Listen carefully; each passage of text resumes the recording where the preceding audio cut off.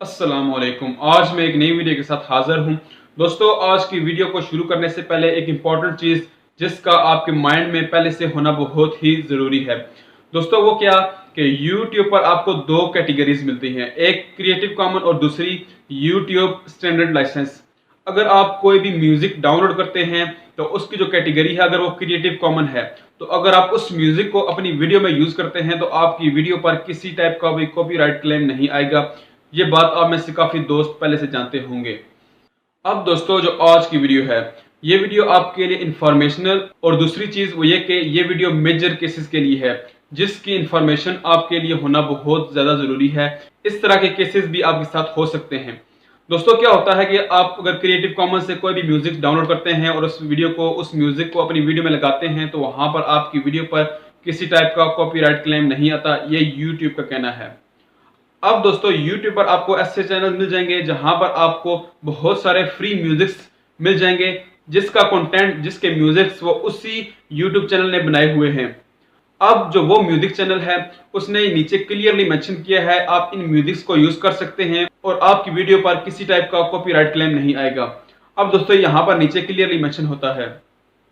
अब दोस्तों, जो उस वीडियो चैनल का जो मकसद है, बेसिकली उस म्यूजिक को बनाने का मकसद ये है कि उससे अर्निंग ज्यादा से ज्यादा हो सके। अब क्या होता है कि एक कंपनी या एक यूट्यूब चैनल जो बड़ा या कोई वेबसाइट उस यूट्यूब चैनल वाले को ऑफर करती है कि आप अपने म्यूजिक सारे हमें सेल कर दें और हम आपको जो आप मुंह बोली कीमत बोलेंगे हम आपको वो सब दे देंगे।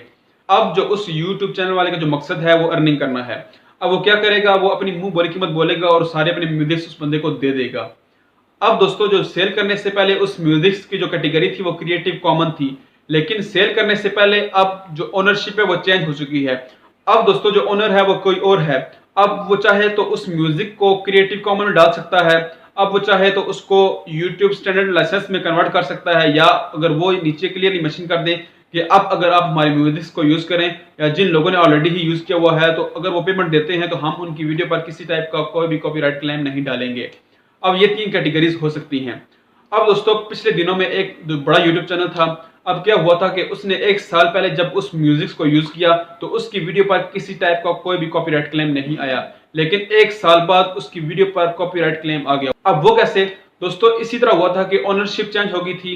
जिस बंदे ने पहले म्यूजिक को अपलोड किया था उसकी कैटेगरी क्रिएटिव कॉमन थी, लेकिन जब उसने सेल कर दिया उसने यूट्यूब स्टैंडर्ड लाइसेंस कर दिया और यूट्यूब स्टैंडर्ड लाइसेंस होने के बाद अब उसकी वीडियो पर कॉपीराइट क्लेम आ गया। लेकिन नीचे उसने फिर भी क्रेडिट दिया हुआ था कि आप इसको फ्रीली यूज कर सकते हैं, लेकिन फिर भी कॉपीराइट क्लेम आ गया है। अब ये कैसा हुआ है कि यूट्यूब की पॉलिसी है कि अगर आप कोई भी म्यूजिक यूट्यूब स्टैंडर्ड लाइसेंस में कन्वर्ट कर देते हैं तो उन सारी वीडियोस पर कॉपीराइट स्ट्राइक चला जाएगा। दोस्तों, ये थी आज की वीडियो और ये थी इन्फॉर्मेशन जिसका आपके माइंड में पहले से होना बहुत ही जरूरी है। दोस्तों, पिछली वीडियो में मैंने बताया था कि आप कॉपीराइट फ्री म्यूजिक कहां से डाउनलोड कर सकते हैं, कहां से यूज कर सकते हैं, तो उसका मैं लिंक आपको डिस्क्रिप्शन में दे दूंगा, तो वहां से जाके आप उसको देख सकते हैं, उनको डाउनलोड कर सकते हैं, उसको यूज कर सकते हैं। आपकी वीडियो पर किसी टाइप का कॉपीराइट क्लेम नहीं आएगा। तो दोस्तों, मिलते हैं कि नई वीडियो के साथ। अपना ख्याल रखिए। Thank you. Allah Hafiz.